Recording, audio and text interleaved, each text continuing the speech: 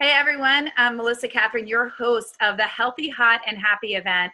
So excited to have you here as always. And today I'm sharing with you a very special guest, Dr. Tom O'Brien, who is a friend, and he is just such a dynamic and fundamental person in this field that is just going to wow you with his knowledge. And I can't wait to introduce you to him. Before I do, just to let you know, you guys know that I have put so much into this event, and this is truly about you learning the tools that you need to lose weight effortlessly, to love the skin that you're in regardless of where you're at, and to create a life more amazing than you thought possible. And that's truly by thriving in life.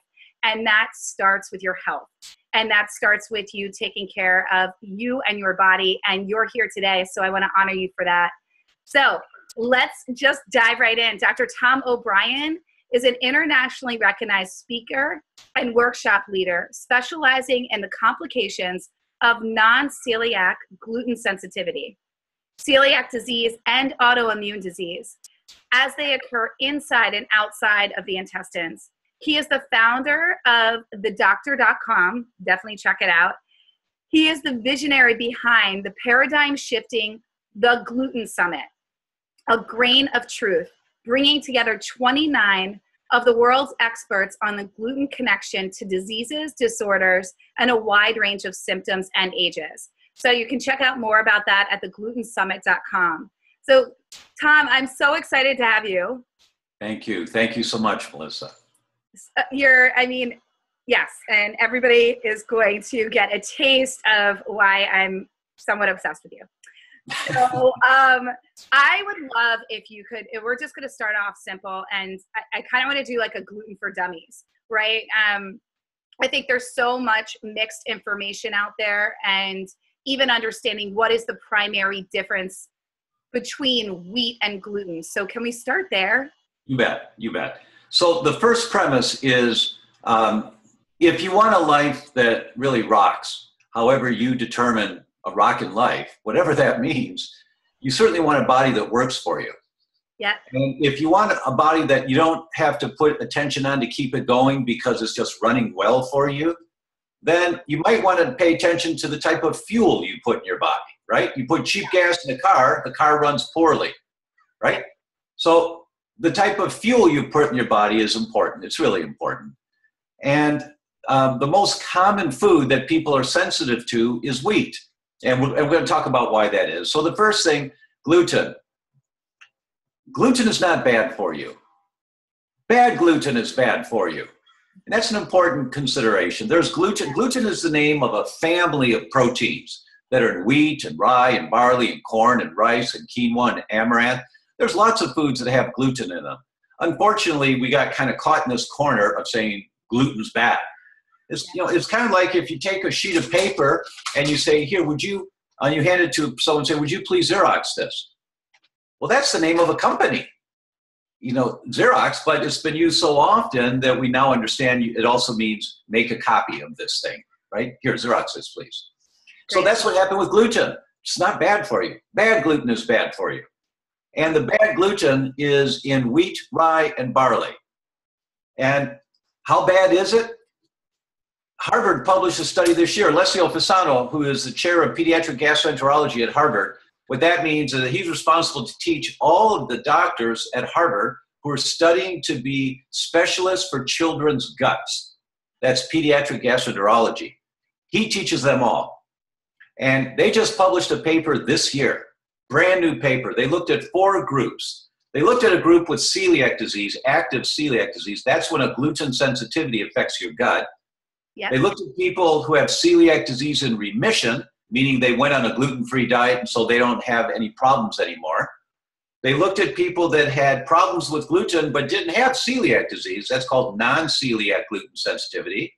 And then they looked at people that didn't have a problem with wheat at all. They looked at all 4 groups. Okay.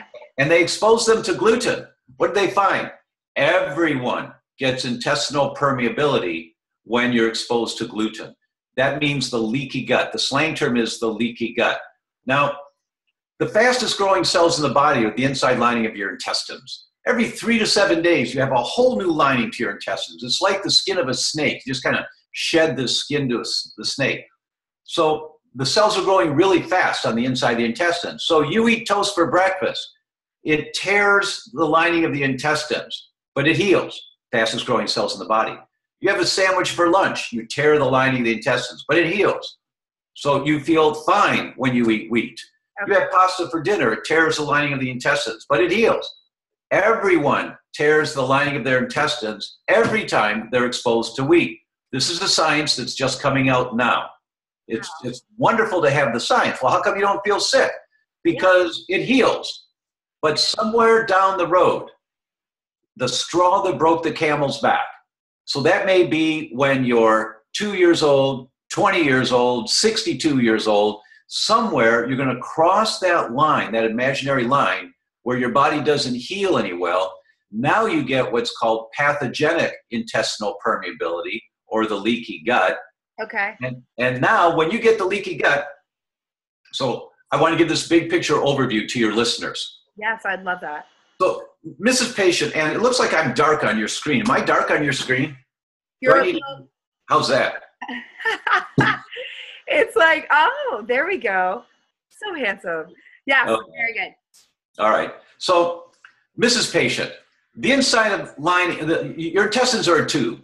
The tube is 20, 25 feet long. It goes from the mouth to the other end, kind of winds around inside your abdomen there. The inside of the tube is lined with shag carpeting. This shag is where calcium's absorbed. This shag, vitamin C. This shag, the good fats. This shag, the proteins, the amino acids from proteins. All the shags absorb different nutrients. Okay. Celiac disease is when your shags wear down and you get Berber. And if you've got Berber, you don't absorb calcium. That's why in the Archives of Internal Medicine, they say every osteoporotic patient needs to be checked for celiac disease, because celiac disease could be the cause of their osteoporosis. It's not that all of them have it, but so many of them have it, you just got to check. Okay. So I show that study and I say, so docs, given that the Archives of Internal Medicine say every patient with osteoporosis has to be checked, which one will you just not check? Just check. Now, here's why that's so important for your listening audience that has thought about this. Osteoporosis is when your bones get really weak and they break. It's the number 3 cause of women over 60 dying, is complications of a broken hip. Now, the drugs of choice to take when you have osteoporosis are called bisphosphonates. The most common one is called Fosamax. But that's a family of drugs called bisphosphonates. And your doctor, when the pharmaceutical rep came to visit and gets 15 minutes at lunch, and they bring lunch in, so the doctor is eating lunch, and the pharmaceutical rep's talking, and the pharmaceutical rep says, here, doc, here's a study. And the doc's eating with one hand and looking at the study while the pharmaceutical rep is saying, they say, turn the page, you turn the page. And there are the x-rays before and after taking the drugs. So there's the x-ray beforehand. Yep, that's osteoporosis. And there's the x-rays afterwards. Oh, look, the bones, there's more bone. The x-rays show very clearly, you take the bisphosphonate drugs, you make more bone. You can't argue with that. Okay. But the studies also show that postmenopausal women that take bisphosphonates compared to those with osteoporosis that do not take bisphosphonates, they have the same number of fractures. So the bisphosphonates don't help. Well, wait a minute. The research papers show you build more bone if you take the drugs. But yes, but wait, they get just as many fractures as the women that don't take the drugs? Yes. Why is that? Because the bone you make is balsa wood. It's not oak. It breaks really easily. So the drugs stimulate the building of the scaffolding inside your cells, but you don't fill in the spaces with calcium and magnesium and vitamin K and vitamin D, because your shags have worn down and you don't absorb the nutrients from the food or the vitamins that you're taking. Okay. Does that make sense? Yes. So that's why it's so important. Just check to see if you have this sensitivity. So that's what a gluten sensitivity is. It's when your body cannot break down the proteins that are in wheat, rye, or barley. And that's everyone. Sorry. So okay. I love this. And so I always love learning the science behind things and to fully understand why that is. So can you explain for everybody on this call that's sitting there going, okay, so I think I might have this, but I don't know. What are the outward symptoms? What will we feel or see that can show us that we may have a gluten sensitivity? That's a really good question. Okay, so I'm going to give you a little background physiology, and that's going to be to help answer the question. Okay. So if you get this tears in, I forgot to say one more thing. You know, there's shags, and the shags are all covered with cheesecloth. Okay. And when you tear the intestines, you tear the cheesecloth. And just like it, you know how your grandmother made gravy and she poured the gravy into the cheesecloth and only the liquid comes through and all the clumps stay on that side, only small molecules go through the cheesecloth. Okay. So Mrs. Patient, think of proteins like a pearl necklace. And hydrochloric acid that's made in your stomach undoes the clasp of the pearl necklace. Now you got a string of pearls. And the enzymes in our digestive tract are supposed to act like scissors to cut each pearl off the pearl necklace. They're called amino acids. And they're small enough to go right through the cheesecloth to get into the bloodstream. But until they get small enough, they can't get through. But when you eat a food that causes a tear in the cheesecloth, intestinal permeability, now some of these molecules of food get through before they've been broken down small enough to really be able to go through. Okay. But because you got tears in the cheesecloth, these bigger molecules called macromolecules go through. They go through and they get into the bloodstream. Now they're traveling in the bloodstream, these macromolecules, big molecules. And your brain says, well, what's this? This is not something I can use to make new bone cells or new muscle cells or new nerve hormones. These are not building blocks to make things with. I better fight this. And if that macromolecule was a piece of beef that just hadn't been broken down small enough yet and it got through into the bloodstream, you make antibodies to beef, you're allergic to beef. Those are the people that do a blood test looking for food sensitivities or food allergies. They come back allergic to 15 or 20 or 25 foods. And they say, oh my God, that's everything I eat. Well, of course it is, because your immune system's doing just what it's supposed to do to try to protect you from these macromolecules that are not something, they're poison in your body. Okay. So you make antibodies, now you're sensitive to the foods that are really good for you. It's not that bananas are bad for you. It's if you have elevated antibodies to bananas, now they become bad for you. Okay. And the elevated antibodies cause inflammation, fire. The cause of all disease. Right. Every disease at the cellular level, get down to the cell, it's always a disease of inflammation. Always, as far as I know, always. So it doesn't matter. Oh, sorry. So now you've got these so you eat wheat, tears the cheesecloth, macromolecules go through, get into the bloodstream, your immune system trying to protect you, makes antibodies to these macromolecules, doesn't matter what food it is, organic or non-organic, doesn't matter. Okay. You make these antibodies to it. Now you've got elevated antibodies to a number of different foods that you're eating. You don't feel sick when you eat the food, you feel fine, but now you've got all this inflammation in your bloodstream and you're on fire. And where's the fire going to manifest? You pull at a chain, the chain breaks at the weakest link. It's at one end, the middle, the other end, it's your heart, your brain, your liver, your kidneys. So for some people, the weak link in the chain is the brain, and when they eat wheat, they get headaches or they get seizures. Okay. For somebody else, the weak link in the chain is their joints, and when they eat wheat, they wake up the next morning and their knees are sore, and they can't run very well anymore, or they get neck pain. For some others, the weak link in the chain is their liver, and they don't break down estrogens between the time, which is the liver's job, between the time you ovulate and the time your cycle comes. So your estrogen level doesn't go real high, but the liver doesn't work very well because that's the weak link in the chain in this example. So you get higher estrogen levels, so you get PMS because you've got too much estrogen in your system before your cycle. That's PMS. It's water retention because of high estrogen levels. That's one of the common triggers for PMS. So what kind of symptoms do you get when you have a sensitivity to wheat? Any symptom, anything. It really doesn't. I'll give you one example. I lectured to the... There are specific, because I feel like people will try to identify it and say, oh, well, it's if I'm bloated right away, or, so you're really saying that anything that doesn't feel good. Yeah, that's, if you get bloated or you get stomach pains, or you get constipation when you eat pasta, I mean, thank God. I mean, that's a slam dunk. Don't be silly with this. When you notice that you have digestive problems, that's great. But for every one patient that has digestive problems with the sensitivity to wheat, there are 8 that don't. It's their brain or their heart or their lungs or their liver or their muscles or their bones. It's wherever the weak link is. The ratio is 8-to-1. The studies are really clear. The ratio is 8-to-1. So okay. you can't expect that if you eat something that's not good for you, you're going to have stomach problems or intestinal problems. No. If you do, say thank you, because your body's talking to you really straight and direct. But unfortunately, that's true for only 1 out of 8. So I want to ask you, with all of these gluten-free foods and products, because gluten-free became like another diet, you know, like, oh, I'm going to become gluten-free and then I'm going to lose, you know, I'm going to lose all this weight. My friend did it. And it's like, well, she lost the weight truly because she cleaned up her diet and took out a lot of processed foods. What do you think about the gluten-free craze and the foods that are out there now? Are they healthy? Is that a good way to go? No, they're not. No, there's a lot of dangers. That's the underbelly of the gluten-free diet. It's the dangers of a gluten-free diet. You eat all, so you say, all right, I need to give up gluten. You do, you feel better. And normally you stop every day on the way to work at the coffee shop, you get a coffee, whatever you get a blueberry muffin. But now you're going gluten-free.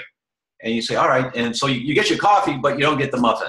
And but you look over at the case, you go, no, I'm not going to have that. I'm not going to have that. You know, you've got good willpower. But every day you go in and you, no, I'm not going to have that. I'm not going to have that. And every day, and one day you go in and you order your coffee, gluten-free blueberry muffins. I can have that. That's healthy for me. As a matter of fact, I can have 2. Right? They're healthy for me. No, they're not. They're garbage. It's garbage. The flours are not enriched. There's a lot of chemicals they put in some of those things. Not all of them. Some of them are pretty clean, but it's crap food.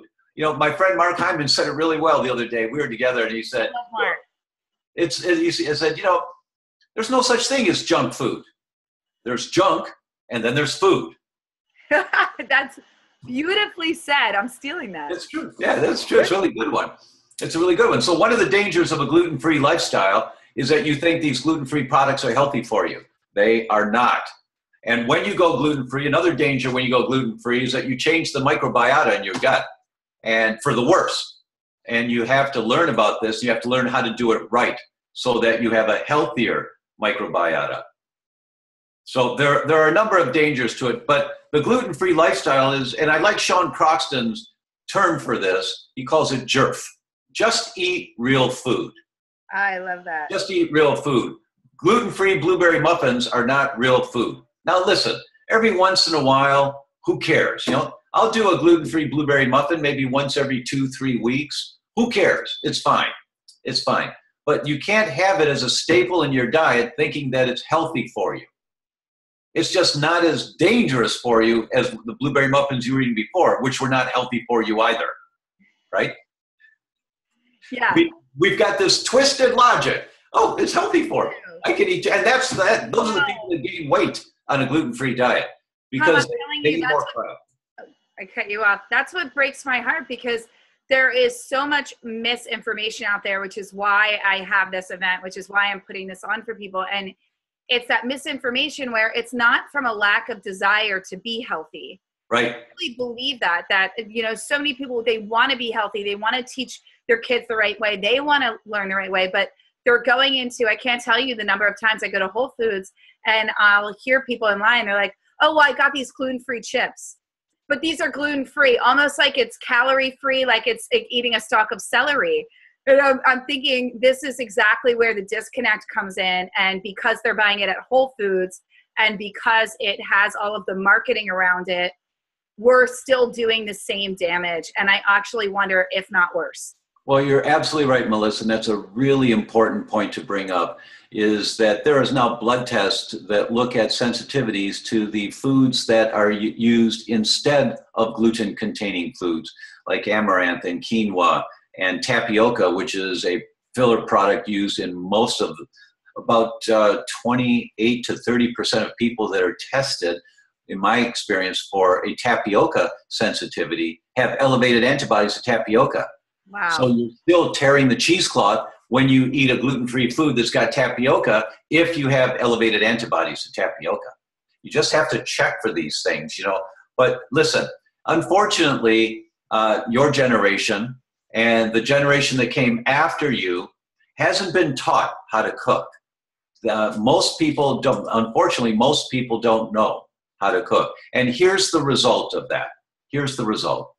The New England Journal of Medicine published a paper 7 years ago that for the first time in the history of the human species, for the first time, your children have a shorter projected lifespan than their parents. For the first time in the history of the human species, children are going to get sick earlier, get diagnosed with diseases earlier, and die earlier than you. Oh, Tom, you just got me. First off, I haven't read this yet, so thank you for sharing that. And that just brought chills to my body. Yeah, good. It's supposed to. It's like, wake up, everyone. You can't eat this crap food and think it's okay. And you do it. Well, it's gluten-free. Doesn't matter. It's crap food. Once in a while as a treat, who cares? As long as it doesn't have gluten in it, who cares? Once in a while as a treat, but not as a staple every day. I'm sorry, I've never done that before, but you know, for your generation, it's wake up, wake up. Your kids are going to die earlier than you.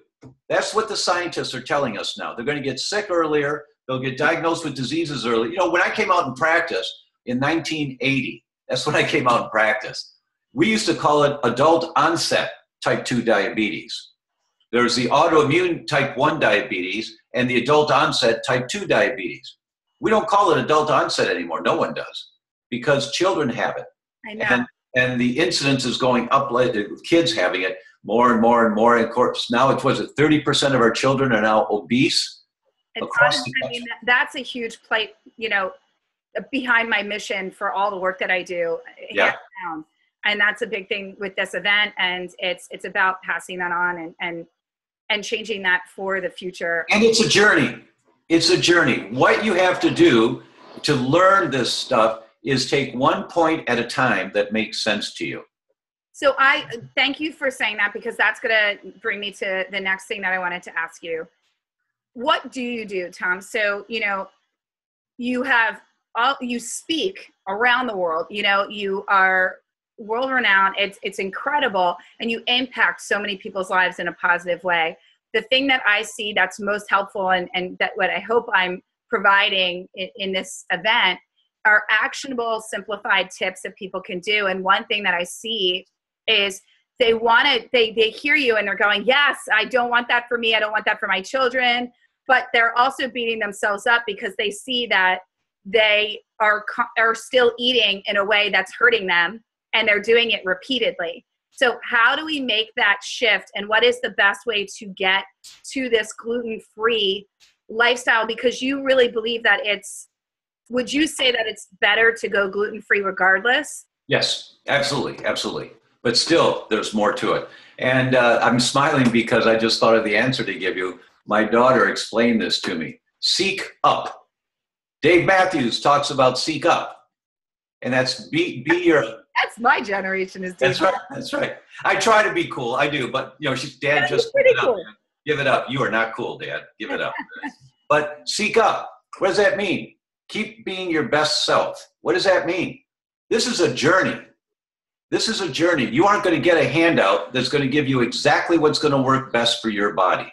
You have to understand that your parents, unfortunately, not by intent, but by the mass media education that they fell prey to, like milk is really good for you. No, it's not. It's good for a cow. It's meant for a cow. You know, that your parents fell prey to the same marketing that you guys fall prey to. And you have to understand that it's a journey. It's going to take a while to really dial down what works best in your body. But there's some basic principles to start with that work every time. Great. Every time. Give them to us. First basic principle, as Sean would say, just eat real food. What does that mean? It means at least a pound of vegetables a day. I had breakfast just a little while ago, and what did I do?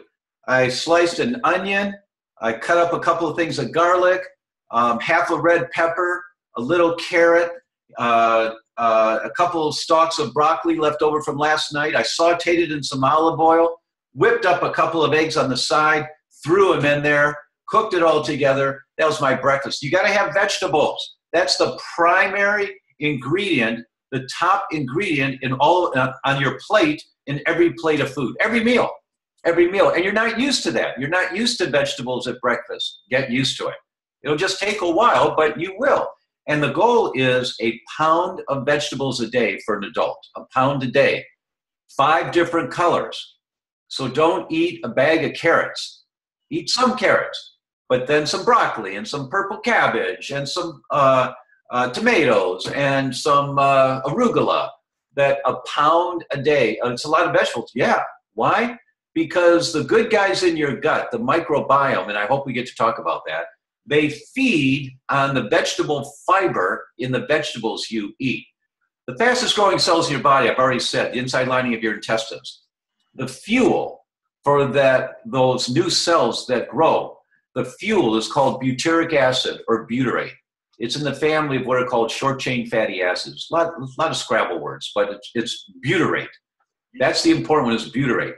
Butyrate, okay. When you don't have enough butyrate, it's also called butyric acid, but when you don't have enough butyrate, you make your house out of straw instead of brick.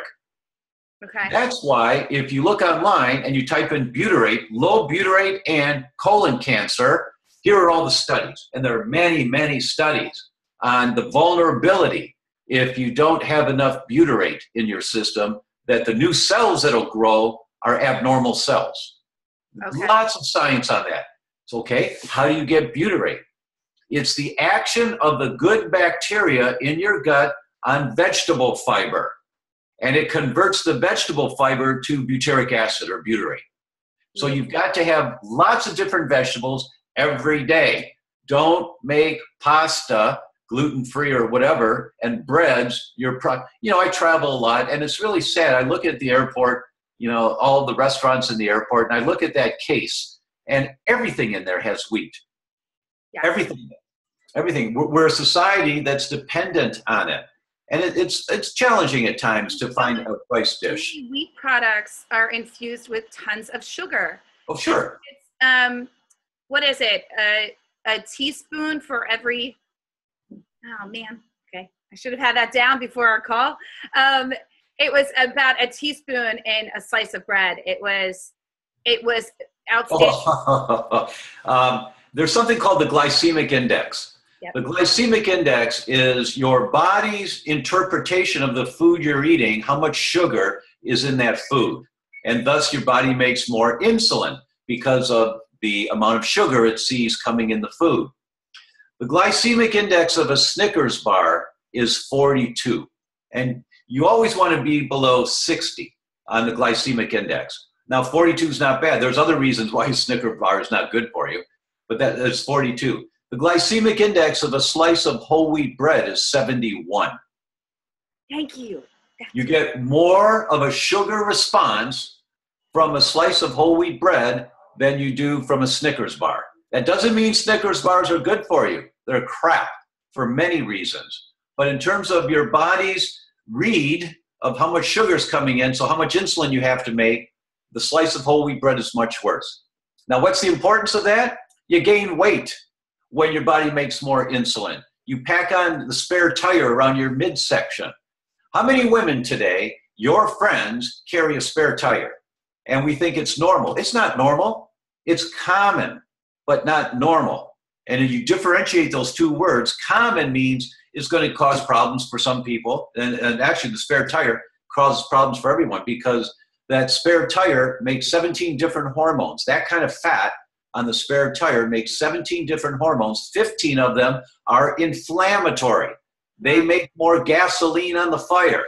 And so you gain more weight and you get lower function of your heart and you breathe more difficultly and your skin doesn't look so good and you get zits. And there's so many, wherever the weak link is, where the inflammation manifests. And it's because for many people, the glycemic index of the food they're eating, way too many grains, way too many. Now, I don't believe everyone in the world should go paleo. I don't. That's silly to say that. there's nothing everyone in the world should do except eat real food and drink water.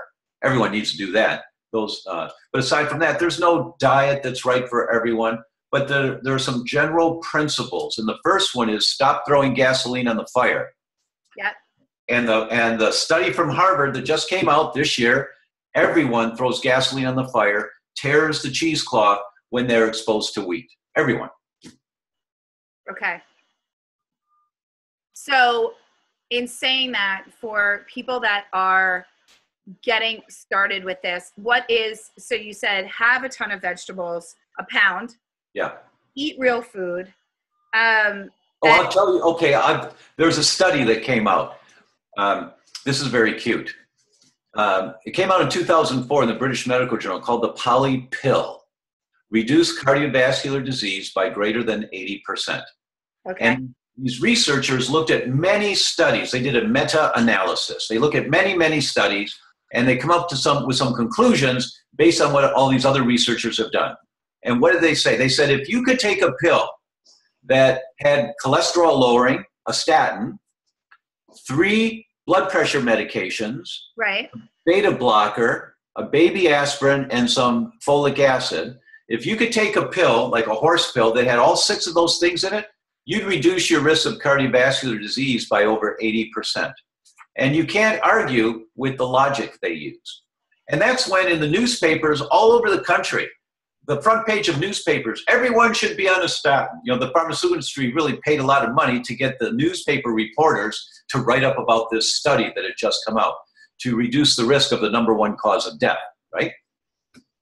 8 months later, another study comes out in the British Medical Journal called the Poly Meal. Okay. A healthier and tastier alternative to the Poly Pill. And they used the same meta-analysis logic, looked at many studies, and they said if you eat this way, you reduce your risk of cardiovascular disease by 75%. So what is the Poly Meal that is so healthy for you? Cold water fish 4 times a week. Okay. A pound of vegetables a day. A handful of raw almonds every day. A little bit of garlic every day. A little bit of red wine every day. A little bit of dark chocolate every day. And if you eat then put smile. It always puts a smile on a woman's face, just like you. Like, I don't know what you're talking about. I heard wine and dark chocolate. I was like, and I'm sold. Yeah, right. I'm sold. I'm in. But here's how you do dark chocolate every day. You get the very best dark chocolate that you can find. What percentage? At least 70. At least 70. Thank you. And you break off a square. Okay. Just 1 square. Put the square in your mouth. Don't let it touch your teeth. Don't let the chocolate touch your teeth. It sits in your mouth and dissolves over the course of 2 or 3 minutes. You can swish it around with your tongue and stuff and get all that taste. It's a luscious taste. And the taste buds carry the message up to the brain to an area called the thalamus. And it says, oh, chocolate's here. Chocolate. And you keep sending the message for 2 to 3 minutes, chocolate. And your brain makes these hormones called endorphins and enkephalins that are 200 times more powerful than morphine as a result of the taste buds registering the chocolate. And the result is, and that's where all the studies on chocolate show, lowers blood pressure, reduces depression, enhances vitality. That's how you do it, is getting the message to the brain. Now, when you just take 2 chews and swallow it down, you don't get that result. And that's why people eat a bar of chocolate. This way, 1 square over 2 to 3 minutes, and you feel saturated. You feel really good with it. And if you want another square, have another square. I've never had a patient have more than 2 squares of chocolate if you do it this way. And you get the result. You get dark chocolate every day, just a little bit. And that's not a rocket science diet. Pound of vegetables. No, it sounds very much like a Mediterranean diet. Yeah, well, most Mediterranean diets start with grains on the bottom, the base being grains. So a little bit of, and you know, they show a lot of benefit overall by doing a Mediterranean diet, but you can tweak it and then enhance it by having vegetables on the bottom. And then quality meats, just organic meats, grass-fed beef, free-range chickens, wild fish, or sustainably farmed fish, whenever you can. quality meats, vegetables, lots of water, about a quarter to a half ounce a day per pound body weight. So if you weigh 140 pounds, that's 70 ounces of water a day. That's About 2 liters. Just about, right? Every day. And that's, have a little snack like a blueberry muffin once in a while, or a little bit of coconut ice cream once in a while. Oh, it's healthy for me. It's coconut. No, it's not. It's still processed, right? But, I know. People are always like, well, it's a vegan brownie. I'm like, it's a brownie. Right, it's a brownie. It's just, so there are no grains that you even see as being beneficial. Well, no, that's not true. I'm sure. I'm asking you because I want to make sure that's clarified for the audience. Amaranth, quinoa. Quinoa is a high protein grain. It's really good. Millet is a great grain. The problem is that they're often contaminated with gluten. And it's difficult to really get gluten-free. Yeah. Quinoa, for example, quinoa grows in Peru. Well, now it grows in the U.S. It never grew in the U.S. Well, now it does. How did they get it to grow? It does because there's a market for it. How did they get it to grow in the U.S. if it never grew here? It's not native here. They crossbred it with native grasses. And so it can grow here now in the U.S. They looked at 15 strains of quinoa. 4 of them had toxic levels of gluten in them. 4 of the 15. But it's quinoa. It was crossbred. So it's really hard to be safe. That's why I created a product called Glutenza, which is a digestive enzyme you take anytime you go out to eat, and it protects you from the inadvertent sources of gluten that you might be exposed to. I've taken your Glutenza, and it's amazing. Oh, you have? Oh, great. Great. Thank you. When we went out to dinner, and I was like, hand it over. Oh, that's right. That's right. Yeah, it really works. It really works. I think every woman should have a bottle in her purse. Every guy should have it in the glove box of his car. And when you're going into a restaurant to eat, just grab one, take it just before you eat.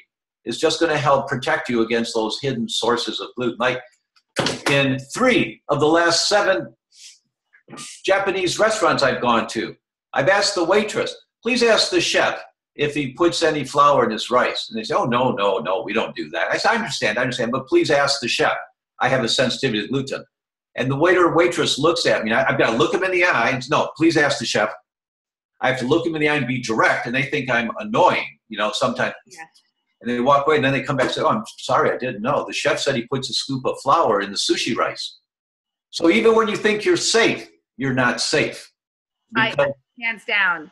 No, I tell all my clients be a high maintenance orderer, and you have to be in that space where you're taking care of yourself. Right. You're Sally. You have to be Sally. In the movie When Harry Met Sally, you have to be Sally.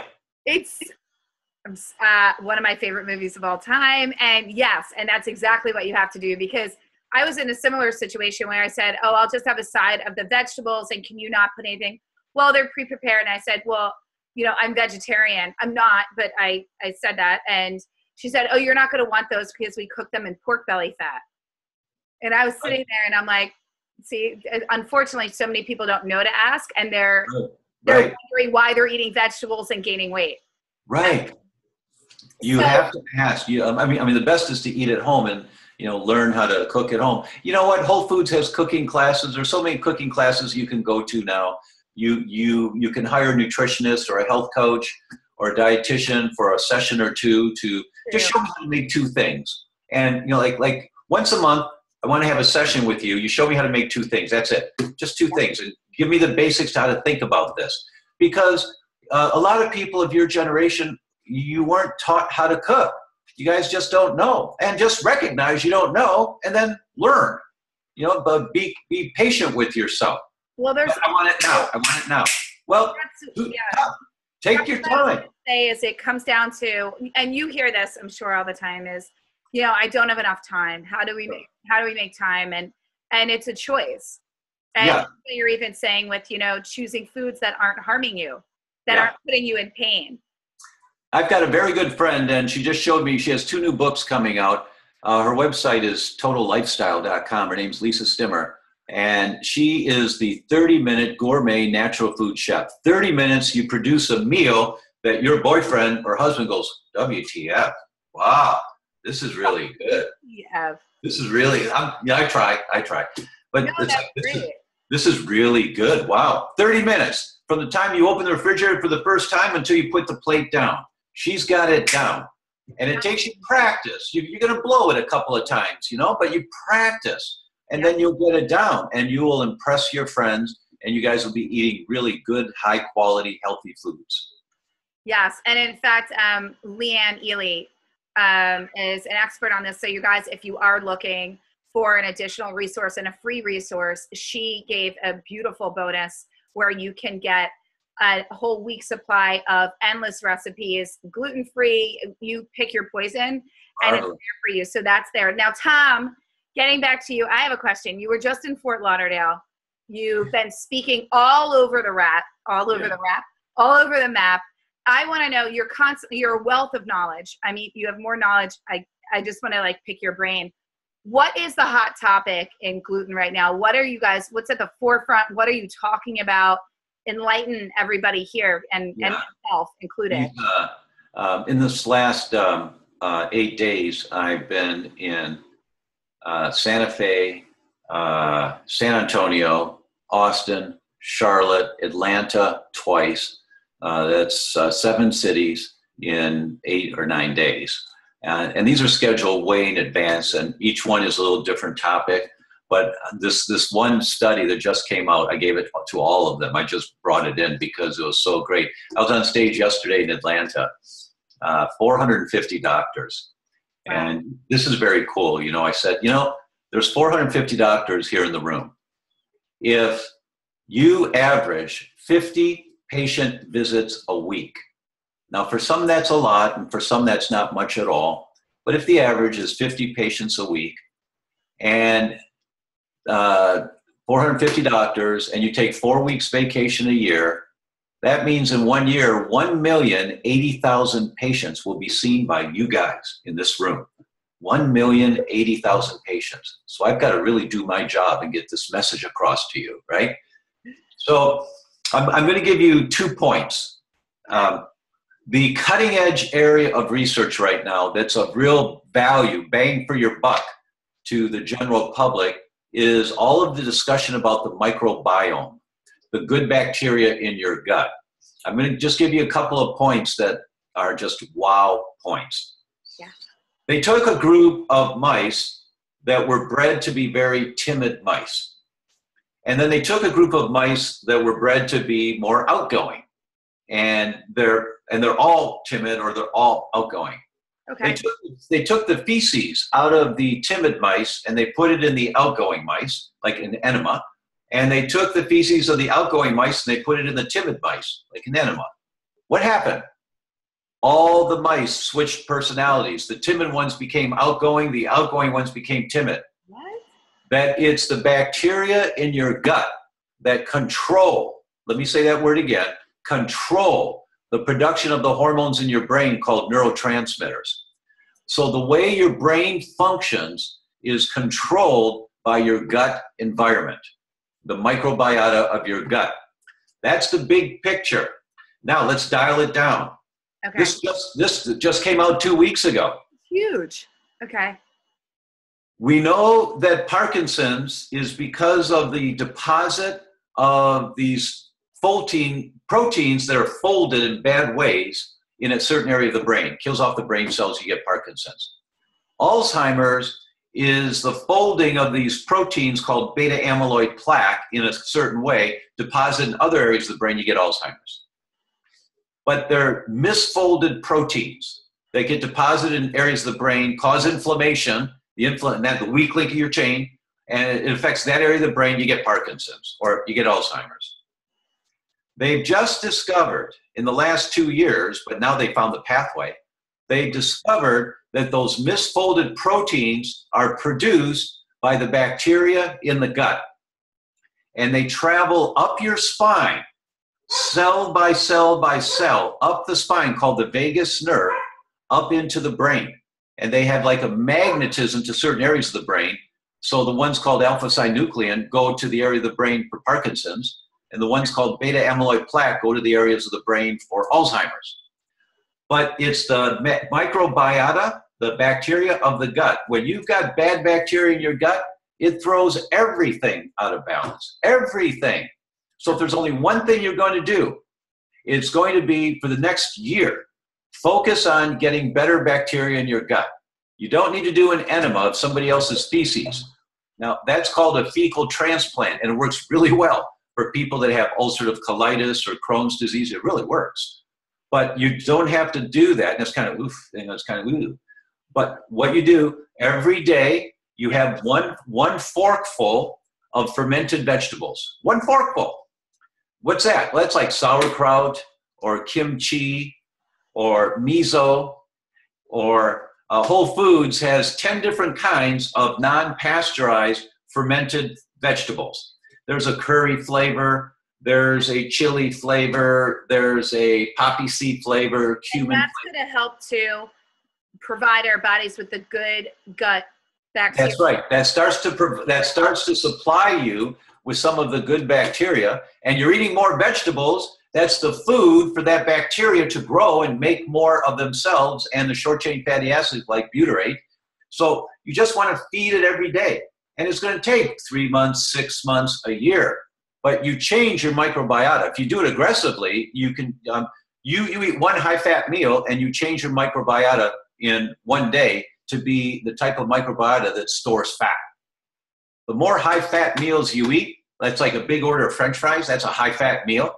Yep. The more high-fat meals you eat, the more fat you deposit, but it's not the fat you eat that gets deposited. Rather, the fat you eat changes the microbiota in your gut, and that microbiota in the gut is designed to hoard more calories, store calories. Okay. So you just automatically, your metabolism says, even if you're eating healthy carbohydrates, like in vegetables or in wholesome grains, you're going to store more calories if you've got this bad bacteria.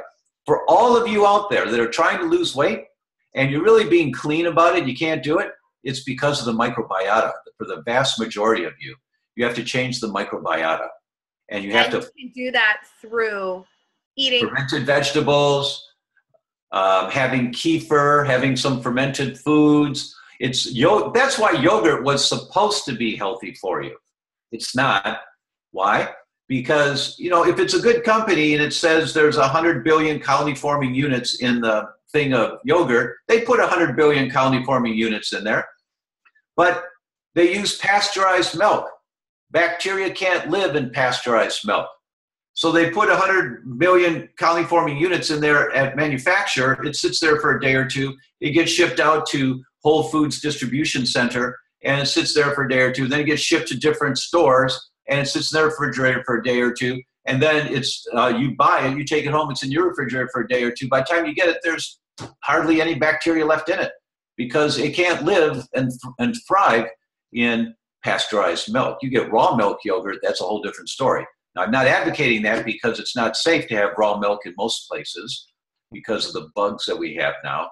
But that's why yogurt is supposed to be healthy for you. So you have to do it in other ways. And you have to learn more about maintaining a healthy microbiome. It'll take you a year to learn. You know what? You're 27. It'll take you a year. That means you've got 70 years of life ahead of you where you've really dialed it down if you take the time to do it now. Right? Well, yes. And our audience ranges in ages. Of course. But I'm just going after the cuties like you. Thank you. Yes. I'm like, you're off on my age there, but I'll take it. I'm like, there you go. Good. So, okay, Tom, thank you so much. So you have an incredible gift that you are giving to everybody. And I would love if you want to share about that, or I'm happy to. And I want them to learn more about you and how they can stay in touch with you and be connected with all of the great work that you're doing. Sure. Thanks. Well, the first thing is when I'm on stage, I'm just like this. This is how I do my presentations. Doctors have never seen anyone like me before. I yell at them on stage. Yesterday, before I picked up, I said, "What's the matter with you?" As my godmother would say, my Italian godmother, "What's the matter with you?" Right? And they laugh a little bit, right? They're afraid. But in my a general presentation I gave recently to a gluten intolerance group, and we videoed it. And it's 2 hours, and you're welcome to full access to that. You can watch me talk about the scissors, cutting the necklace. I have a whole bunch of other analogies that didn't have time. We didn't talk about them here. But it's really a great educational overview of gluten-free and why it's so important, how might it manifest. Every time I do one of these general public talks, and I'm doing one in Atlanta, I think, in 2 weeks again. But every time I do one, there's always one or two women out of the 200, 300 people in the audience who start crying because they finally realize why they've had recurrent miscarriages. They finally get it. I wrote a paper on that 4 years ago in the American Journal of Gastroenterology on reproductive disorders and celiac disease. So you start to hear this and you go, what? Or as my daughter would do, what? So that's the first thing, is the 2-hour talk. The second one that we have for you guys is in my Gluten Summit. I interviewed 29 of the world's leaders. I went around the world, and I went to Oxford, England, and interviewed the godfather of all celiac diagnosis. And I interviewed Lauren Cordain, the godfather of paleo diets. And he's been talking about this for 25 or 30 years. Yeah. I interviewed Umberto Volta from Bologna, Italy, the godfather of non-celiac gluten sensitivity. Yehuda Schoenfeld, the godfather of predictive autoimmunity. I know you don't know what that means, but it's really important, and you'll learn. But we've taken the pearls, the excerpts from 18 of these interviews that I did, and we put it together in one long stream. It's like, what?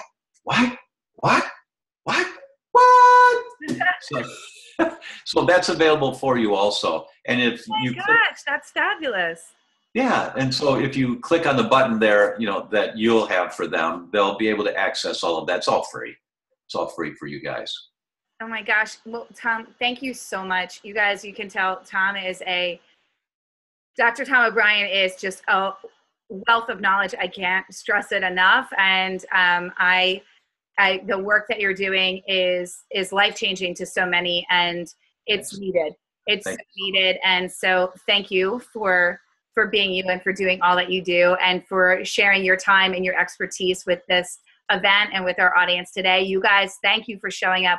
Take advantage of these amazing and very generous gifts, especially if you are suffering and believe that you are gluten intolerant, which we are hearing we all have that sensitivity, and really understanding what it takes to clear that up. And, you know what? Can I give you one more visual? Yeah. I start most of my lectures. I'll say, I have 3 questions for you, doctors. Number 1, how many of you know or suspect that you may have a sensitivity to gluten? Show of hands, please. Show of hands. Hold them high. Hold them high. And about 70 to 80% of the room raise their hands. Yeah. And then I say, and how many of you know or suspect that if you have an inadvertent exposure to gluten, it seems to affect your brain? Show of hands. And about 70, 80% of those that initially raise their hands again, because that's the most common symptom, weak link in the chain, that people are affected by gluten sensitivity, is the brain. And then the third question is, do you think these ratios, I said, this is not a talk to a celiac support group where everyone has celiac. These are all healthcare professionals that have just studied some of this to some degree. So my third question is, do you think your practice is different than this? And they go like this. They go, wow. How come you're not diagnosing it this frequently? And they go, wow, he's right. It is. I mean, they look around the room. They thought that they were different, but they see out of 400 people, 320 raise their hand. I'm not exaggerating. And so I said, do you think your practice is different? That's how common it is. So for all of this listening audience, if you would have started with, yeah, I think maybe I might have a sensitivity. Yeah. You're the ones that need to dial down on this, because it'll save your life. This kills people. Killed my father with the gluten sensitivity, killed my godmother with the gluten. They didn't know. And my dad died of a heart attack. My godmother died of liver cancer, and we demonstrated that it was secondary to a sensitivity to gluten. So this will take you down. It just takes 20 years, 30 years, 40 years before you die early in life. So don't mess around with this one. Yeah. Go to my website, thedr.com. Start reading some of those articles. Start listening to some of this discussion. Just get educated. Take the time to get educated on this. We're doing our best to make it efficient for you, but some of it takes time. I'm sorry, it's not a 3-minute explanation. You're going to have to allocate a little time to this. It is, and you guys, you're important, right? Like your health is your priority, and I always say your body is a temple. So it's the only one that you've got. Take care of it. And, you deserve that and are worth it. And so are the loved ones in your lives to have you at your best for longevity and that vitality that you deserve. So, Tom, thank you so much again. You guys, I took like 5 pages of notes. If you see me looking down, that's what I was doing. I'm sure you did too. You have 48 hours with this video. If you would like lifetime access, you can go to Healthy, Hot, and Happy Event healthyhotandhappyevent.com/yes.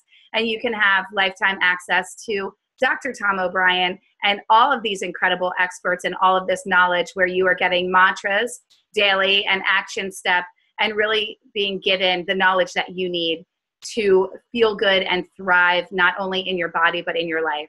So I encourage you to do that. And when you do that, you not only get a special price, but I also put together a special bonus bundle to help you to see and feel results in this shorter period of time. So thank you so much again for being here. Tom, thank you again. I absolutely adore you and love having you, and I will see you soon.